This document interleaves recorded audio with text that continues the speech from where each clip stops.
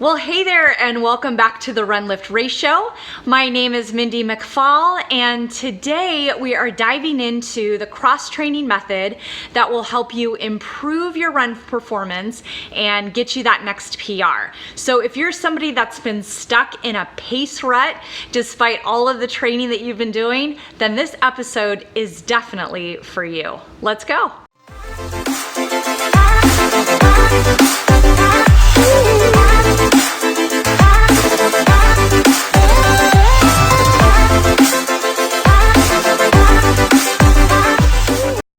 All right, runners, so I am super excited to share this method with you called the Core 14 cross-training method for distance runners. And I developed this method because as a distance runner, I know how challenging and confusing and overwhelming it can feel to try to balance your strength training and cross training with your running. Now, you may be similar to myself where you want to get faster, you want to get stronger, you want to see those PRs, but you're not always exactly sure how to get the best results from those cross training or strength workouts. And I think what happens is when we're not exactly sure of the results that we should be getting, or we're not exactly sure of the purpose behind those workouts that we do, then, chances are they're gonna fall by the wayside because let's be honest, we only have so many hours in the week to train. And if those workouts don't really provide us with clarity on the results that we're supposed to get or the goal that's intended behind them, then chances are we're not gonna get to it. Now, as a good example, there's a lot of programs out there for runners that specifically focus on injury prevention. Now, while injury prevention is great, it's really hard to measure a result from injury prevention other than just not getting injured, right? And so I want to dispel the myth today that your strength training and cross training should only focus on preventing injuries or rehabbing from injuries, because let's be honest, that's just not exciting or motivating enough to be able to get us to do that consistently. We need something that's gonna be a little bit more specific to the goals that we want to be able to achieve, specifically performance goals. Okay, so Core 14 stands for the 14 areas of fitness that distance runners should train in order to improve their performance. And just to give you a few of those areas: power endurance, core endurance, muscle endurance. Those are 3 areas of fitness out of the 14 that runners should train. Now, in addition to that, there are 14 movement patterns that help to train those areas of fitness. So as an example, knee dominant exercises like squats, or hip dominant exercises like deadlifts, or explosive total body movements like power cleans. Those are examples of movement patterns that will help to train those areas of fitness. Now, the idea behind Core 14 is that you're only focusing on 1 or 2 areas of fitness that are directly related to the race that you're training for, like a 5K or a marathon. Or it could be 1 or 2 areas of fitness that you have some weakness in and that are impeding your overall performance. So I want to give you a tangible example. So let's say that I am trying to PR in my next marathon.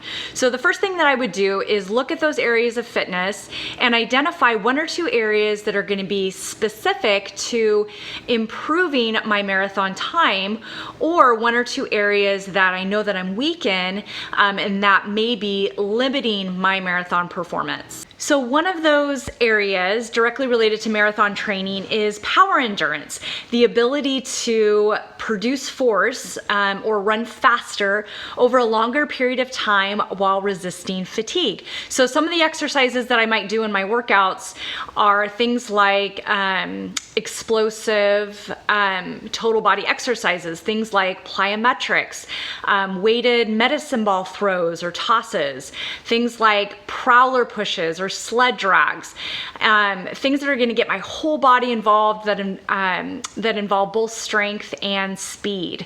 And what I like to do is also incorporate some running into those workouts and kind of mixing them in between my resistance exercises, especially things like tempo runs or tempo intervals. It's a great way to be able to train at a higher intensity and train your body to be able to sustain a relatively fast pace when you're tired, which is something that you're going to need for that marathon.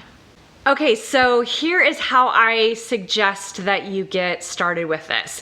So in the comment section of this video, I created a cheat sheet for you. So this has all 14 areas of fitness and all 14 movement patterns that are going to be specific to a race that you want to train for. So click on that link in the comments to download that PDF to start with. Now, what you're going to notice on that PDF is that the areas of fitness and the areas or the different movement patterns are color coded.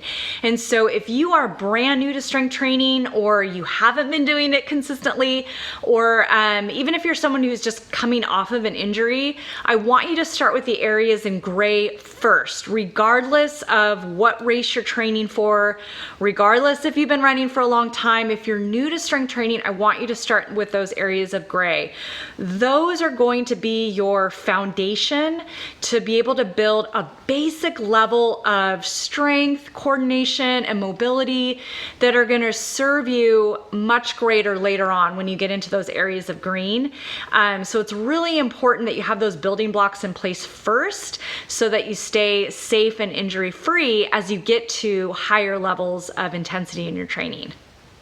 All right, so if you have been strength training for a while, but you're just stuck in a pace rut, what I want you to do is start looking at those areas in green. Now, this is assuming that those areas in gray, you feel pretty confident that you've got a good basic level of strength, mobility, balance, coordination, all of those things. But what I want you to do is look at those areas in green, and first and foremost, take a look at maybe some areas that you feel like you're most weak in. Chances are they're going to be directly related to the race that you want to PR in, or the race distance maybe you've been struggling to PR in. Okay, so take a look and see what maybe one or two areas that you need to focus on to be able to improve in, so that you can start to see some good improvements in your race times. Now, I want to be really clear, those areas of fitness that are in green, all of those are going to be areas that you're going to want to work at some point. They're all going to make you a better athlete. They're all going to make you stronger, faster runner. The reason why I broke them out into specific races is I want you to get really focused with your training. So pick one or two and work on them for at least a 12-week period until you see some really good results with race times, and then move on to another 1 to 2 areas that are going to be specific to maybe some other areas of weakness or upcoming races that you'd also like to improve your times in. Okay, so now it's time to talk workouts. So now that you've got those 1 or 2 areas that you know you need to work on, it's time to incorporate some cross-training workouts that are going to help you improve in those areas. And since we were talking about power endurance before, I've gone and created a sample power endurance workout for you to check out. So if you go to my YouTube library, you'll see the Core 14 Power Endurance category, and there's a workout for you to check out to see what that's all about. Now, over time, I'm going to be adding sample workouts for all of the categories so that you've got some ideas of what those look like. But if you're really curious about a workout for a specific area of fitness, if you could please just leave me a comment and let me know what workout you want to see. I would be more than happy to kind of prioritize those workouts so that you can get those as quickly as possible and really start working on these areas of fitness to get better results. All right, runners, thank you so much for watching. I hope that this was helpful and also just kind of opened the possibilities for you in terms of improving your run performance. Don't forget to leave me a comment. Let me know what types of workouts that you would like to see as it relates to those areas of fitness. And I look forward to seeing you guys next week.